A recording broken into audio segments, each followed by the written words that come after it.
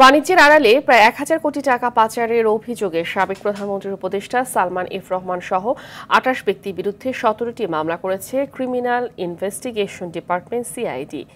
এদিকে লালবাগ, বাড্ডা ও আতাবর থানায় আরও কয়েকটি হত্যা মামলায় সালমান এফ রহমান ও সাবেক মন্ত্রী আনিসুল হক, সাবেক প্রতিমন্ত্রী জুনায়দ আহমেদ পলক ও বিচারপতি শামসুদ্দিন চৌধুরী মানিককে কারাগারে পাঠিয়েছে আদালত। বিস্তারিত মাইদুর রহমান রুবেলের রিপোর্টে।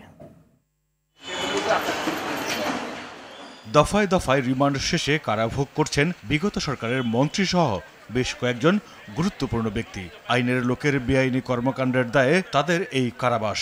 নতুন মামলায় গ্রেফতার দেখাতে দুপুরে কারাগার থেকে ঢাকার চিফ মেট্রোপলিটন ম্যাজিস্ট্রেট আদালতে তোলা হয় তাদের। উভয় পক্ষের শুনানি শেষে মেট্রোপলিটন ম্যাজিস্ট্রেট জাকি আল ফারাবি তাদের জেল হাজতে পাঠানোর আদেশ দেন।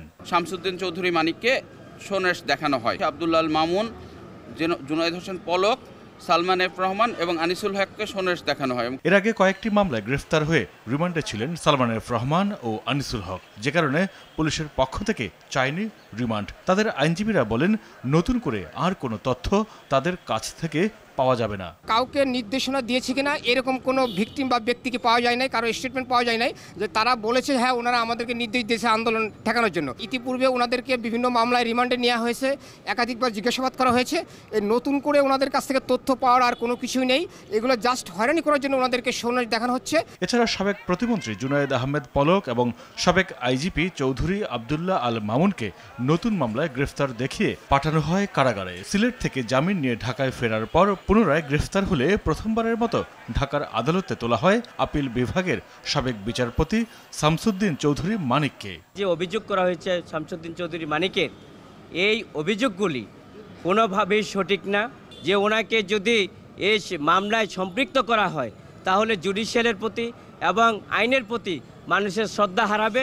বৈষম্য বিরোধী ছাত্র আন্দোলনে মোহাম্মদপুরে অটোরিকশা চালক মোহাম্মদ রনিকে গুলি করে হত্যার ঘটনায় করা মামলায় কুষ্টিয়া ৪ আসনের সাবেক সংসদ সদস্য সেলিম আলতাফ জর্জের ৩ দিনের রিমান্ড মঞ্জুর করেছে আদালত। এবং আওয়ামী নেতা কর্মীরা সেখানে দেশীয় অস্ত্রশস্ত্র সহ পুলিশের সঙ্গে উপস্থিত থেকে গুলি চালায়। এই গুলিতে এই অটোরিকশা চালক রনি নিহত হয়। সেই সেলিম আলতাফ জজকে আজ বিজ্ঞা আদালতে একটি হত্যা মামলায় উপস্থাপন করা হয়। রফতানি বাণিজ্যের আড়ালে মানি লন্ডারিং এর মাধ্যমে ৮৩ মিলিয়ন মার্কিন ডলার, যা বাংলাদেশি টাকায় প্রায় ১,০০০ কোটি টাকা বিদেশে পাচারের অভিযোগে বেক্সিমকো গ্রুপের কর্ণধার সালমান এফ রহমান সহ ২৮ জনের বিরুদ্ধে ১৭টি মামলা করেছে criminal investigation department CID. Maidur Rahman Rubel, RTV, Dhaka.